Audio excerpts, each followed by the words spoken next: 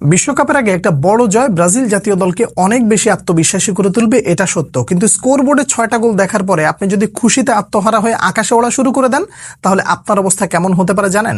এমন একটা দল আছে যারা কিনা জিম্বাবুয়েকে ঘরের মাটিতে ডেকে এনে যা ইচ্ছা তাই করে দিয়ে আত্মবিশ্বাস আকাশে তুলে ফেলে, এবং ওই আত্মবিশ্বাস নিয়ে যখন বিশ্ব আসরে খেলতে যায় তখন খুব আনন্দের সাথে গেলেও কিন্তু যখন ফিরে আসে তখন গালির বস্তা পিঠে বাইন্ধে নিয়ে তারপরে দেশের মাটিতে ফেরে। আপনি দয়া করে এমন বিপদে না পড়ে বাস্তবতা বোঝার চেষ্টা করেন। এই যে স্কোরবোর্ডে 6টা গোল মাথা থেকে ঝেড়ে ফেলে দিয়ে বাস্তবতা বোঝার খুব ভালো করে চেষ্টা করবেন। 90 মিনিট পানামার বিপক্ষে যেই ম্যাচটা খেলেছে ব্রাজিল, 2টা ম্যাচ খেলেছে 45 মিনিট করে। প্রথম 45 মিনিটে আপনি একটা চিত্র দেখেছেন, পরের 45 মিনিটে আপনি আরেকটা চিত্র দেখেছেন। প্রথম 45 মিনিটে ভিনিসিয়াস জুনিয়র, ক্যাসিমিরো এবং ওয়েসলি, এই 3জন ব্যক্তি বাদে আপনি আসলে মাঠে আর কাউকে খুঁজে পান নাই। এই কথাটা তো সত্য।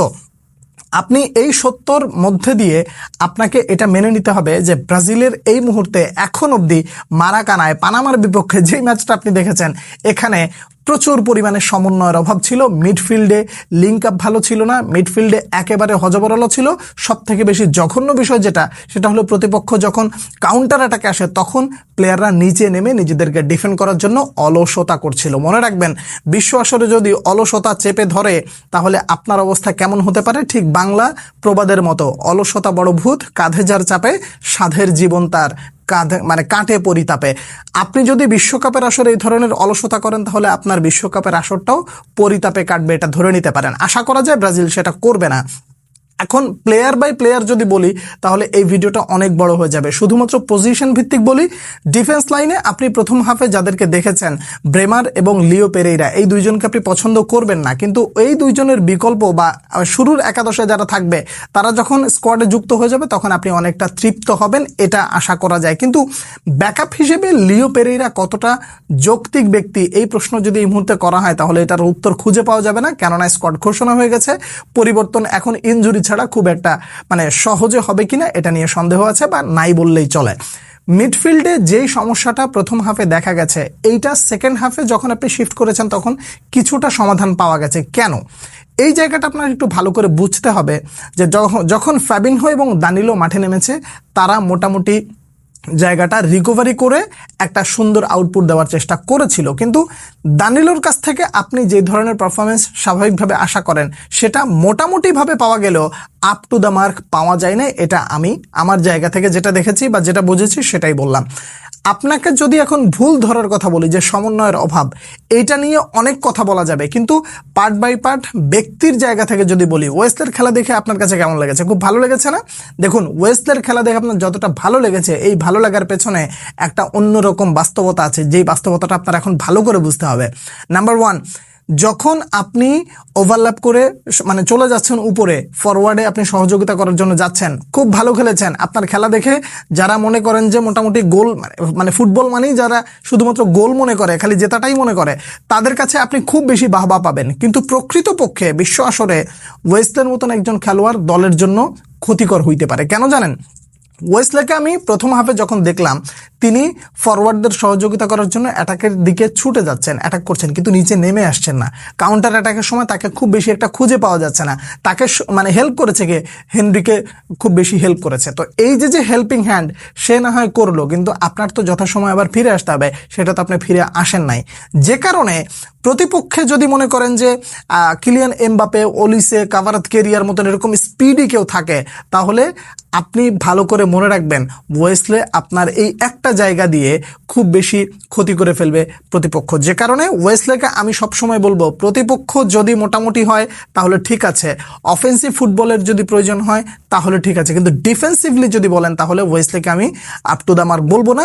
বরঞ্চ সেকেন্ড হাফে ইবানেজ নেমে যে ব্লকগুলো করেছে, যে ক্লিয়ারেন্সগুলো করেছে, সেটা আমার কাছে যথেষ্ট পরিমাণে পরিপাটি মনে হয়েছে। প্রথম হাফে আপনি নাম্বার 9 হিসেবে যাকে দেখেছেন, ম্যাথিউস কুনিয়া, তার কাছ থেকে আসলে আপনি কতটা আউটপুট পেয়েছেন? এইটুকু 45 মিনিট দিয়ে তাকে জাজ করা যাবে না। ইংলিশ প্রিমিয়ার লিগে নিজেকে প্রমাণ করার আর বাকি রাখেন নাই, তার উপরেই মোটামুটি ভরসা থাকবে, এটা সত্য। কিন্তু সেকেন্ড হাফে এসে ইগোর থিয়াগো যেই ধরনের মোটামুটি প্রেসিং দেখিয়েছে, সেটা আপনি অনেকটা তৃপ্ত হবেন আশা করা যায়।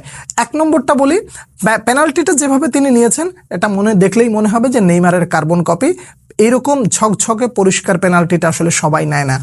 এই পেনাল্টিটার ঠিক আগে যে ঘটনাটা ঘটেছে সেই ঘটনাটা নিশ্চয়ই আপনি দেখেছেন। গোলকিপারকে প্রেস করেছে, গোলকিপার ভুল করেছে, রায়ানের কাছে বল এসেছে, রায়ান একটা অসাধারণ গোল করেছে। 19 বছর বয়সের একটা ছেলে এই যে গোলটা করেছে, এই গোলের ক্রেডিটটা শুধুমাত্র রায়ানের না, বরং বলবো একজন নাম্বার 9 হিসেবে তার যেই দায়িত্বটা ছিল সেটা ইগোর থিয়াগো ভালোভাবে পালন করেছে।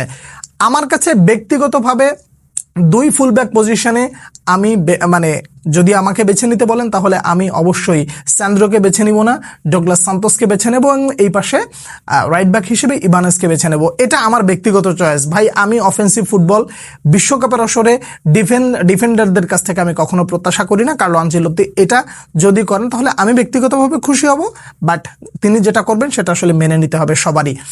গোল অনেক হয়েছে, কিন্তু সমন্বয়ের জায়গা থেকে নিয়ে শুরু করে দলের বোঝাপড়া প্রথম হাফে যেমন ছিল, এই জায়গাটা নিয়ে আপনি ওয়ার্ল্ড কাপে যদি থ্রু করেন তাহলে আপনার জন্য কষ্টসাধ্য হইতে পারে। সেকেন্ড হাফে যে মানে বন্ডিংটা ছিল সেই বন্ডিংটা নিঃসন্দেহে আপনার কাছে ভালো লাগবে, এটা স্বাভাবিক। তবে এটা একদম সূচনা লগ্ন থেকে মানে ম্যাচের শুরু থেকে নিয়ে শেষ পর্যন্ত যদি আপনি ধরে রাখতে পারেন এবং এই ধরনের আউটপুট দিতে পারেন তখন একটা ভালো কিছু হইতে পারে। দেখুন, মিডফিল্ড যদি ঠিক থাকে, ডিফেন্স যদি ঠিক থাকে তাহলে আপনি টুর্নামেন্টে টিকবেন। আর যদি এই দুইটা জায়গায় একেবারে হজবরল যা না তাই হয়ে যায় তাহলে সেখান থেকে আপনি আর বেঁচে ফিরতে পারবেন না বা আপনি টুর্নামেন্ট জিততে পারবেন না। কার্লো আনচেলত্তির উপরে ভরসা করা যায়। ডাগআউটে যেহেতু তার ছেলে ডেভিড আনচেলত্তি বসে আছেন, তিনি সঠিক সিদ্ধান্তগুলো কার্লো আনচেলত্তিকে দিয়ে নেওয়াবেন, এটা আমি ব্যক্তিগতভাবে বিশ্বাস করি। ক্লাব ফুটবলে যেমনটা দেখেছি সেটাই আমার কাছে মনে হচ্ছে। একটা ভালো বার্তা দিয়ে শেষ করতে চাই, সেটা হলো ভিনিসিয়াস জুনিয়রকে নিয়ে মোটামুটি এতদিন ধরে যে কথাটা ছিল ব্রাজিল জাতীয় দলে আসলে খুব বেশি কিছু করতে পারে না, এবার মনে হচ্ছে যে কার্লো আনচেলত্তি তার প্রিয় ছাত্রকে মোটামুটি একটা ভালো রাস্তা দেখাতে পারবেন, এটা মনে হচ্ছে। তার কারণ কার্লো আনচেলত্তি আগেই বলেছিলেন যে Vinicius junior one of the best খেলোয়াড়, আমি মানে তার মতন একজন খেলোয়াড়কে পেয়ে আমি সত্যি গর্বিত। বোঝা যাচ্ছে সেটা হলো যে বিশ্বকাপের আসরে ভিনিসিয়াস জুনিয়রকে ঘিরেই একটা পরিকল্পনা থাকবে এবং ওই পরিকল্পনাটা তাকে ঘিরেই অন্যান্যদেরকে দিয়ে সফল করার চেষ্টা করবেন। কার্লো আনচেলত্তি আশাতে ভিনিসিয়াস জুনিয়রকে যেই ভিনিসিয়াসকে আপনি দেখছেন সেই ভিনিসিয়াসকে আসলে আপনি ব্রাজিল জাতীয় দলে দেখার জন্য এতদিন ধরে যেমন অপেক্ষা করছিলেন সেই অপেক্ষাটা হয়তোবা শেষ হতে পারে। ভিনিসিয়াস জুনিয়র বিশ্বকাপের আসরে ভালো কিছু করলে অবাক এজন্যই হব না, কারণ প্রিয় গুরু যখন ডাগআউটে আছে তখন তিনি ভালো কিছু করবেন, এটা এক্সপেক্টেডলি ধরে নেওয়া যায়। ব্রাজিল সেকেন্ড হাফে যেমন খেলেছে আপনি কিছুটা প্রশান্তি বা কিছুটা খুশি অনুভব করতে পারেন, কিন্তু প্রথম হাফে যেমন খেলেছে এই দুঃখটা ভুলে যেতে হবে খুবই দ্রুত। ব্রাজিলের জন্য শুভকামনা। আরও কিছু বিষয় নিয়ে আলাপ আলোচনা আছে অন্য একটা ভিডিওতে, সেই ব্যাপারগুলো তুলে ধরার চেষ্টা করছি। সে পর্যন্ত অনেক অনেক ভালো থাকবেন। আপনারা কেমন ম্যাচ দেখলেন সেটা নিশ্চয়ই জানাবেন। আল্লাহ হাফেজ।